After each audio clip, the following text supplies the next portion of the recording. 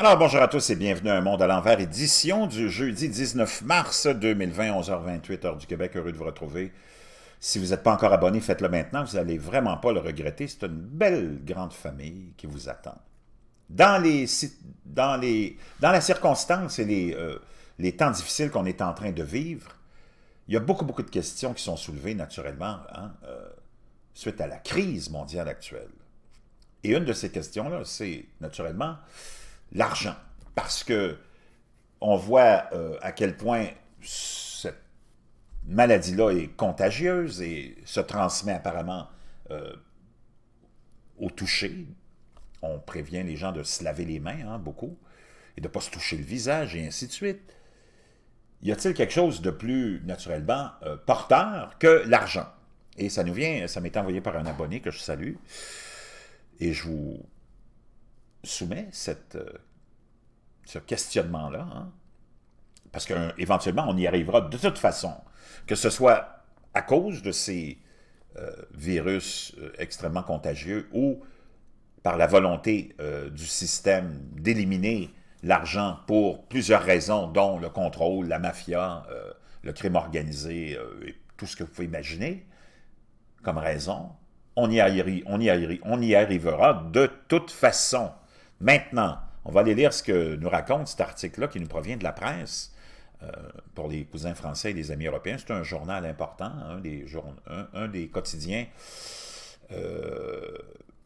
les plus vieux, sinon le plus vieux au Canada.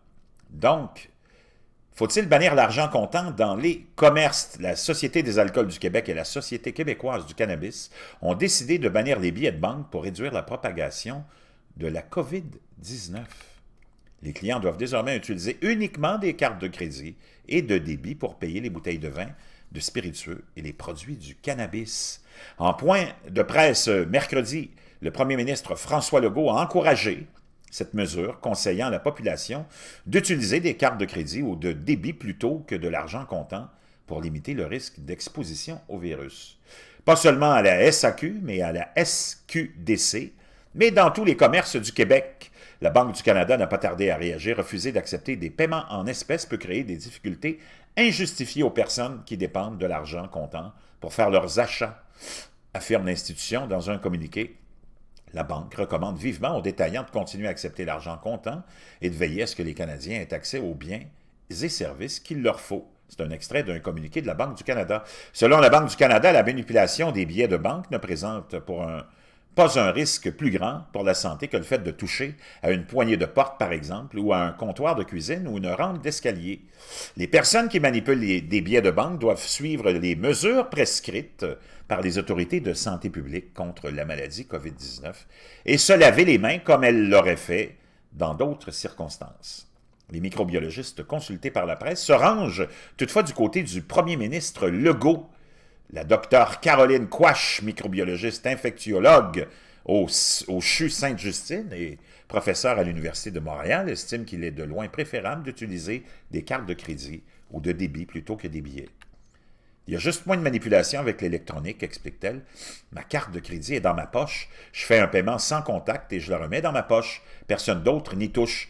L'argent est manipulé par tous. On doit m'en remettre aussi. Christian Jacob, président de l'Association des microbiologistes du Québec, est du même avis. Dans le contexte, c'est facile pour la majorité des gens d'utiliser des cartes plutôt que de l'argent comptant.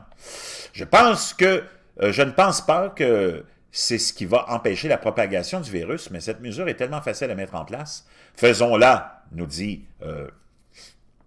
Christian Jacob, président de l'Association des microbiologistes du Québec. Les billets de banque touchent à beaucoup plus de personnes et sont plus sales qu'une carte de crédit personnelle, considérant la survie de la COVID-19 sur des surfaces inanimées. Ça me semble une bonne pratique de santé publique, ajoute le docteur Guy Boivin, professeur du département de microbiologie, infectiologie et d'immunologie de la faculté de médecine de l'Université Laval. La docteure Cécile Tremblay, microbiologiste infectiologue au Centre hospitalier de l'Université de Montréal, pense elle aussi que l'argent comptant présente un risque accru ou représente un risque accru. Les billets de banque ne peuvent pas se laver et changent de main, mais la méthode la plus efficace est de se laver les mains après avoir touché quoi que ce soit. La SAQ et la SQDC ne sont pas les premiers magasins à proscrire l'argent comptant. Depuis le début de la pandémie de coronavirus, d'autres commerçants refusent les billets de banque quand vient le temps de passer à la caisse pour protéger leur clientèle et leur personnel. C'est notamment le cas de la boulangerie Automne, où il n'est plus possible de consommer sur place depuis la pandémie de COVID-19. Les produits doivent être payés par carte de crédit ou de débit afin d'éviter tout échange de billets de banque entre les clients et les employés. Chez Starbucks, où les salles à manger sont fermées pour une durée indéterminée, on encourage aussi la clientèle à payer avec des cartes, même si l'argent est encore accepté. Le coronavirus fait bondir les ventes de cannabis au Québec. Bon. Et la société mère de Champion Iron, qui exploite la mine de fer du lac Brome sur la côte nord, ne déménagera pas son siège social. Donc, vraiment beaucoup de conséquences, hein? Et des conséquences à venir encore. C'est pas fini, c'est juste le début. Je vous reviens.